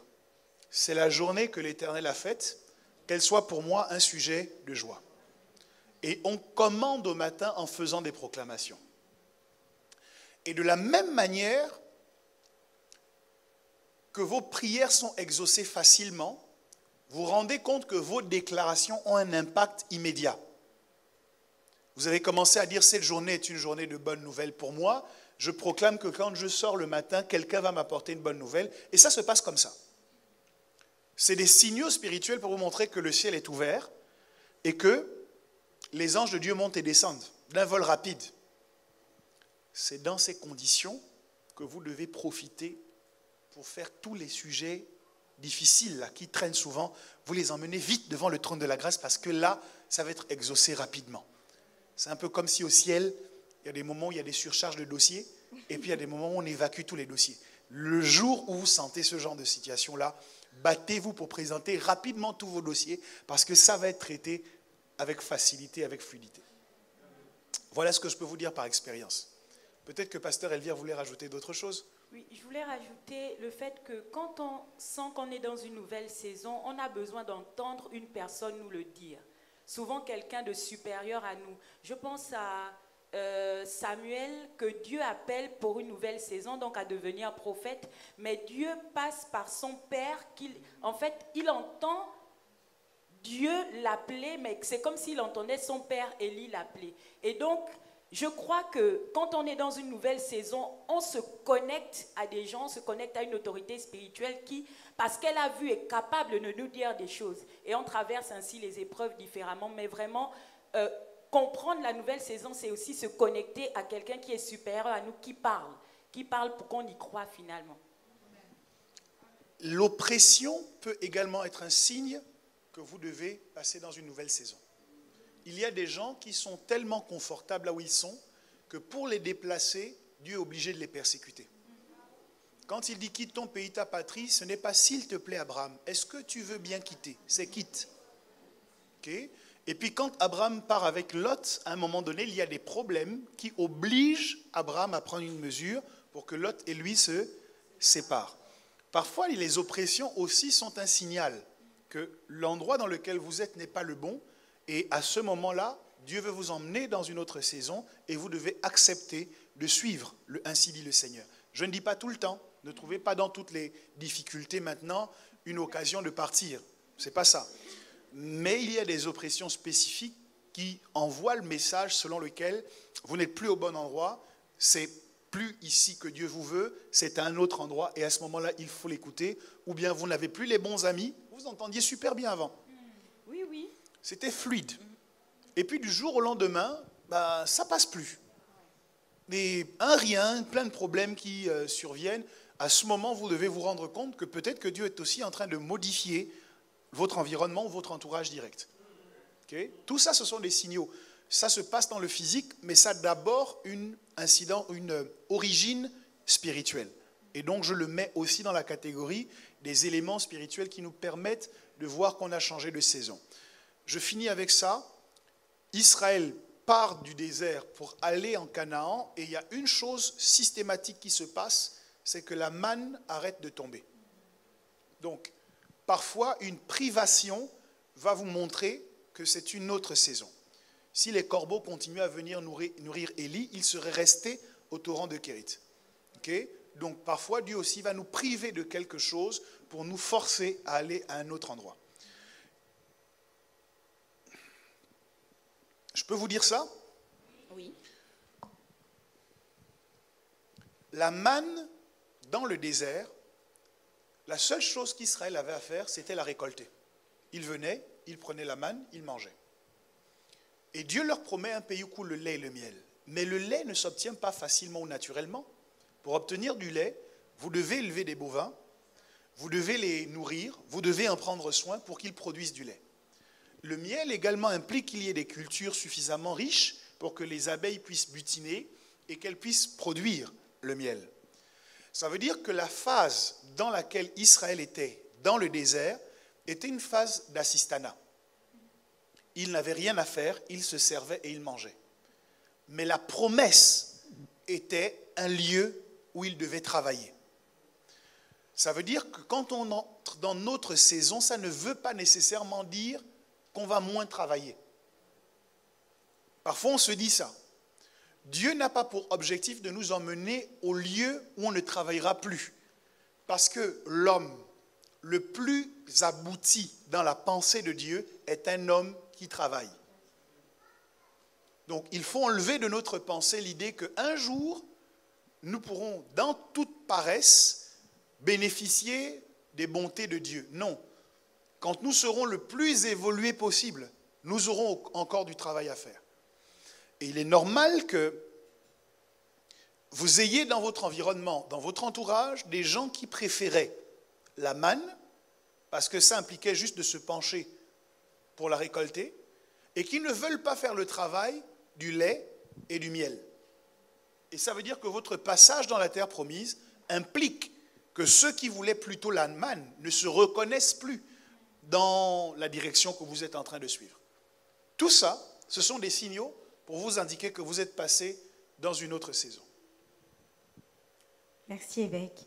Est-ce que vous avez des témoignages personnels ou parce qu'on a abordé plusieurs exemples bibliques, la question était, pouvez-vous partager des témoignages ou des exemples bibliques qui illustrent l'importance de reconnaître et de répondre adéquatement à chaque saison de notre vie spirituelle? Bon, comme j'ai donné beaucoup d'exemples bibliques, vous plutôt voulez que témoignages. J'en donne, Oui. témoignages personnels. Plusieurs saisons. que j'ai expérimenté avec Dieu. J'ai donné quelques éléments tout à l'heure, notamment le moment de mon appel, c'est un élément crucial. Vous savez que l'Ecclésiaste dit qu'il y a un temps pour tout, il y a un temps pour naître, et puis il y a un temps pour mourir. Je crois qu'on naît en Dieu quand on accepte Christ dans sa vie comme Seigneur et Sauveur personnel, mais on naît dans le ministère au moment où on reçoit son appel. C'est comme une sorte de nouvelle naissance, parce que vous comprenez que vous ne vous appartenez plus à vous-même. Et donc, à partir du moment où je reçois mon appel au ministère, automatiquement, j'ai conscience des actes que je dois poser et qui sont liés à cet appel au ministère, et c'est ce que je commence à pratiquer. Plus vous pratiquez les choses qui sont conformes à la saison, et c'est ce que je voulais vous dire aussi à tous, c'est que généralement, quand vous faites ce que vous faites dans une saison, ça prépare la saison d'après. Si vous faites bien ce que vous devez faire dans la saison précédente, ça vous aide à mieux embrasser la saison suivante. Et donc, quand je reçois mon appel au ministère et que je me consacre de cette manière, il y a une porte qui s'ouvre pour que je commence à exercer des responsabilités en tant que responsable des jeunes dans l'Église. Et c'est là que je vais commencer à prendre la parole, que je vais prêcher pour la première fois. Heureusement que je n'ai pas attendu qu'on me dise de prêcher pour m'éviter la parole. Okay, parce qu'on n'engraisse pas la poule le jour du marché. C'est la poule ou bien c'est le bœuf? La poule aussi, hein, voilà. Ou bien ce n'est pas sur le ring qu'on s'entraîne. Donc, ce qui m'embête avec beaucoup de gens, c'est qu'ils ont reçu l'appel au ministère et ils attendent quand on va leur demander de prêcher pour aller étudier leur Bible. Non. C'est maintenant que tu sais que tu as un appel au ministère, que tous les jours, au quotidien, tu dois travailler comme étant appelé, comme devant prêcher. Sinon, moi ça fait plus de bientôt 20 ans que je fais le ministère, il faut avoir du contenu pour prêcher. Hein. Parce qu'à un moment donné, prêcher les prédications que tu as entendues, ça finit. Voilà. Au bout de 20 ans, c'est-à-dire j'arrive à Rehoboth, la conférence Rehoboth, ça fait, je crois que c'était ma 4e conférence. Bon, quand tu arrives au bout de 4 conférences, si tu n'as pas suffisamment de ressources, tu vas être embêté. C'est pour ça que j'ai posté un WhatsApp, j'ai dit, je ne sais même pas ce que je vais dire à Abidjan. Ça m'arrive souvent. Ok? Mais il faut avoir du contenu. Les connaissances que tu as de la parole de Dieu, que tu as nourri, avec lesquelles tu as nourri ton esprit pendant des années, permettent au Saint-Esprit d'utiliser des choses pour te faire voir différemment certains textes. Mais si tu ne le fais pas, si tu ne lis pas ta Bible régulièrement, le Saint-Esprit ne va pas te faire découvrir ce que tu ne connais pas. Okay. Amen. C'est le principe de la révélation. Hein. La révélation, ce n'est pas l'apparition. Okay. On révèle quelque chose qui existe déjà. Donc tu connais déjà le texte, et puis il y avait un voile dessus, et le Saint-Esprit vient enlever le voile. C'est ce qu'on appelle apocalypto. Apocalypse. On dévoile, on enlève le voile, et on découvre que, mais pourquoi chaque fois dans la Bible qu'on parle de témoins, on dit toujours 2 ou 3 témoins? Et pourquoi quand Jésus-Christ parle à ses apôtres, il parle de 7 témoins, mais ils sont au nombre de 12? Pourquoi Jésus ne se limite pas à 2 ou 3 témoins, et lui, il a voulu en avoir 12? Bon, tu vois, tu connais les textes, mais il faut que le Saint-Esprit enlève le voile. Ok? Donc pourquoi il les multiplie? Parce que pour partir de 3 à 12, il faut un multiplicateur. Donc tu fais 3 fois 4. Okay. Et est-ce que quand tu multiplies par 4, est-ce que le chiffre 4 là a du sens? Et tu te rends compte que ça a du sens parce que dans la culture juive, 4, c'est le signe qui symbolise le monde. Et Jésus leur dit, vous serez mes témoins à Jérusalem, en Judée, dans la Samarie et jusqu'aux extrémités de la terre. Donc les 4 points cardinaux sont représentés. Jésus-Christ voulait effectivement dire que les témoins de la justification seront toujours plus nombreux que les témoins de l'accusation. Mais si tu ne sais pas, si tu n'as pas beaucoup lu ta Bible et que tu n'as jamais vu 2 ou 3 témoins, ça ne vient pas. Donc dis à ton voisin, lis ta Bible tous les jours. Tu dois prier tous les jours. Les expériences que les hommes de Dieu vous partagent, ce n'est pas des choses qui sont faites en un claquement de doigts, c'est une histoire qu'on construit avec Dieu. Amen. Et donc c'est cela. Il faut investir dans la relation qu'on a avec Dieu pour pouvoir poser les bonnes actions et surtout bénéficier des ouvertures, des différentes saisons qui se présentent. Amen. Voilà. Je ne pouvais pas dire lis ta Bible à ton voisin parce que mon voisinage est plutôt pastoral, épiscopal. Mais nous allons lire nos Bibles. Amen. Amen. Et pour terminer, dernière question. Il y en a qui se sentent coupables du fait de ne pas avoir discerné les signes qui annonçaient leur saison. Comment sortir de cette culpabilité et se pardonner? Pasteur Elvire, je te laisse la parole d'abord. La première chose que je veux dire, c'est que on sort de la culpabilité en connaissant qui est Dieu. Quand on a la connaissance du fait que Dieu est un Dieu des multiples chances, comme disait l'évêque tout à l'heure, mais Dieu n'est pas un Dieu qui condamne, Dieu n'est pas un Dieu qui s'arrête sur notre histoire à cause de nos erreurs, on sort de la culpabilité. Donc la première clé que je veux donner, c'est le fait de connaître Dieu, se rappeler que notre Dieu est un Dieu d'amour et notre Dieu est un Dieu qui croit en nous. C'est la deuxième chose que je veux donc dire, c'est que Dieu croit en toi, souvent plus que toi-même. Donc, arriver à sortir de la culpabilité, c'est te rappeler que, en fait, celui qui sait tout a cru en moi.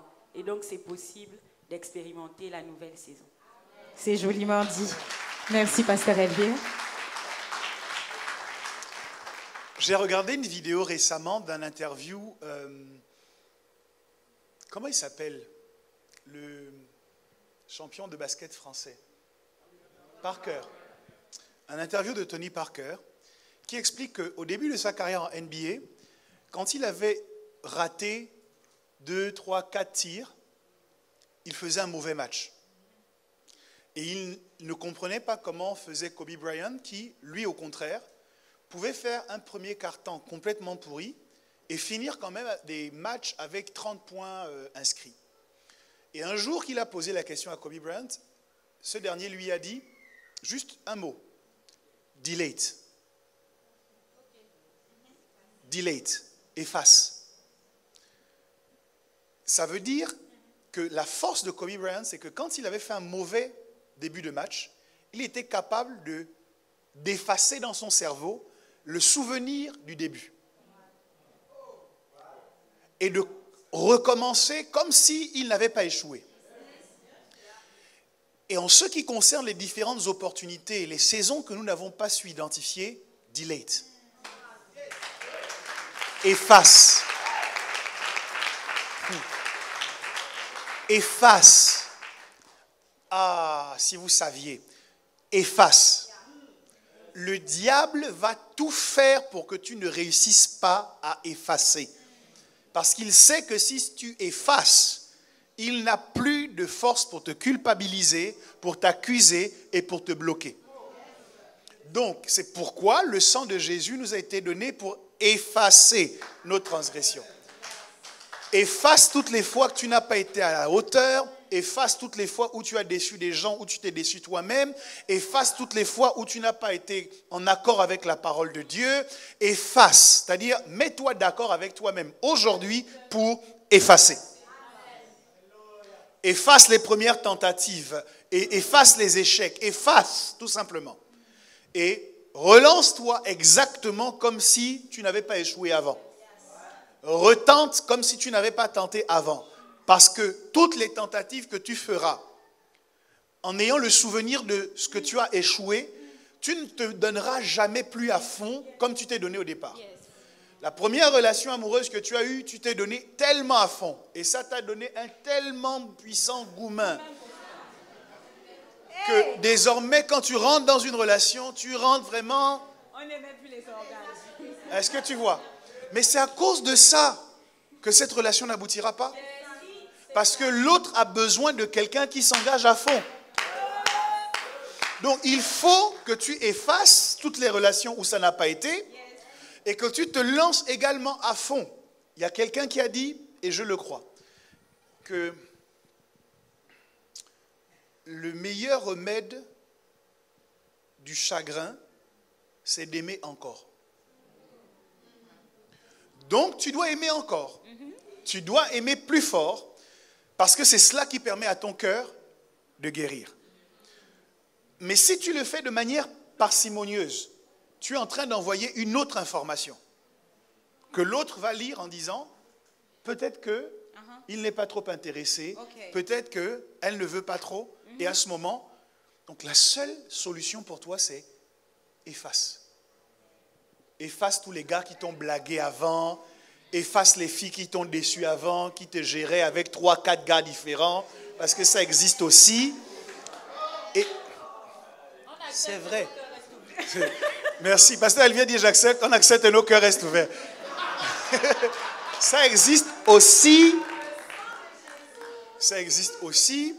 Efface. Toutes les fois où tu as commencé une entreprise et ça n'a pas marché, ne lance pas la prochaine entreprise en disant peut-être que je vais encore perdre de l'argent. Non, lance-toi à fond. Ok? Vous avez besoin. C'est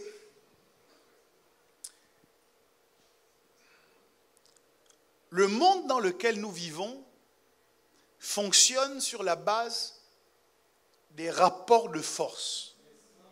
C'est ça que la Bible dit, le royaume des cieux est forcé, ce sont les violents qui s'en emparent. Tu ne peux pas, même en étant chrétien, en ayant Christ, t'emparer du royaume si tu n'es pas violent en Christ. Ok? Les violents s'en emparent, même les chrétiens doivent être violents. Quand je dis violent, ce n'est pas qu'ils tapent tout le monde, mais ils doivent être violents. L'apôtre Paul dit, je traite durement mon corps. Ils doivent être brutaux avec leur propre christianisme, leur propre vie. Ils doivent être jusqu'au boutiste. Celui qui persévérera jusqu'à la fin sera sauvé. C'est des rapports de force. Pour faire pencher la balance de ton côté, tu as besoin d'y mettre le maximum de force. Pour faire pencher la balance du mariage de ton côté, tu dois balancer toutes tes forces dans l'histoire du mariage. Pour que la balance penche de ton côté. Parce que la concurrence est rude. Oui, tu dois mettre toutes tes forces dans le monde de l'entrepreneuriat. C'est pour cela que je dis que les chrétiens qui entreprennent sans avoir demandé une parole d'une autorité spirituelle sont des... Je ne sais pas. Ils ont envie d'échouer. Pourquoi? Le monde dans lequel nous vivons ne voit personne commencer une activité sans impliquer les forces spirituelles. Même pour un restaurant vietnamien, quand tu rentres, il y a un hôtel devant. Tu peux dire, mais les gars, vous aussi, c'est juste la nourriture. Tu achètes au marché, tu cuisines, on mange. C'est bon, non? Non. Pour eux, ce n'est pas bon. Il faut qu'il y ait un hôtel, il faut qu'il y ait une divinité qui bénisse leur activité. Mais toi, bon, désormais, tu vas faire autrement. Pourquoi? C'est un rapport de force. Tous ceux qui sont dans le même quartier que toi et qui font la même activité que toi, eux ont fait des sacrifices. Ils ont des marabouts au village qui ont parlé. Ils ont envoyé de l'argent dans tel pays pour qu'on fasse des sacrifices pour eux. Toi, tu arrives la fleur à la bouche. Vous voyez ce que je veux dire? C'est un rapport de force. Donc, il y a la force de ta volonté, il y a la force de ton travail, et il y a la force de ton autorité spirituelle qui vient appuyer ce que tu es en train de faire. Ce que j'essaie de dire, c'est ne vous privez d'aucune force, parce que le monde dans lequel on est fonctionne avec des rapports de force. Et pour pouvoir mettre toutes tes forces dans le prochain lancer que tu vas tenter, il faut que tu aies delete tous les précédents que tu as échoués. Ne laisse pas ton énergie être bouffée parce que tu n'as pas réussi à faire avant. Efface et lance-toi. Et ça va marcher. Le Dieu des cieux te donnera du succès. Amen.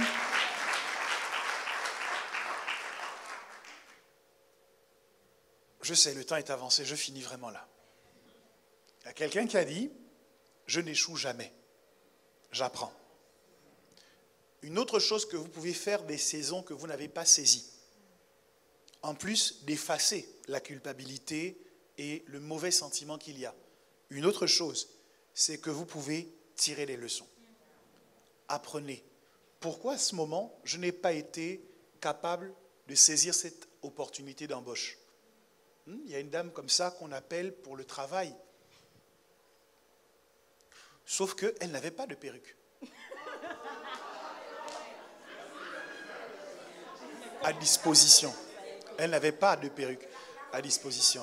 Et ce qui était là, la coiffure naturelle qu'elle avait, ça ne passait pas.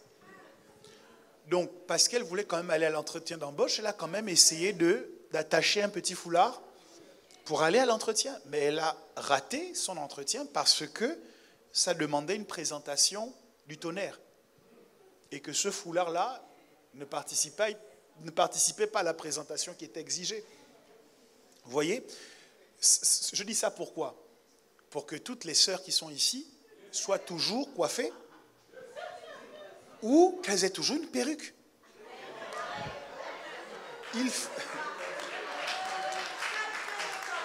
Je viens d'aider ta carrière professionnelle comme ça là. Hein? Je crois que K-Makeup vend les perruques aussi. Oui, je commercialise des perruques. Si vous souhaitez. Tu dois toujours avoir une à disposition. Comme ça, le jour où le gars que tu visais là t'appelle. C'est clair. Est-ce que vous voyez? Bon. Il y a des hommes aussi qui attendent vraiment le date pour pouvoir faire la lessive. C'est dommage. C'est dommage. Et donc, quand il arrive, tu sens que le vêtement est même humide. Il n'a pas... Ça n'a pas séché. Voilà. Donc, tu te demandes, mais pourquoi j'ai raté cet emploi? Ou pourquoi j'ai raté ça? Et tu tires les conclusions et tu changes. Et en fonction des actions que tu mènes désormais, tu seras capable, lorsque la prochaine saison va se présenter, de la saisir et de dire, je ne te laisserai pas aller tant que tu ne m'as pas béni. Amen. Amen. Je prie que ce soit cela qu'on dise à toutes les saisons que Dieu nous donne. On ne les laisse pas passer tant qu'elles ne nous ont pas donné tout ce qu'elles devaient nous donner au nom de Jésus-Christ. Que Dieu vous bénisse. Amen.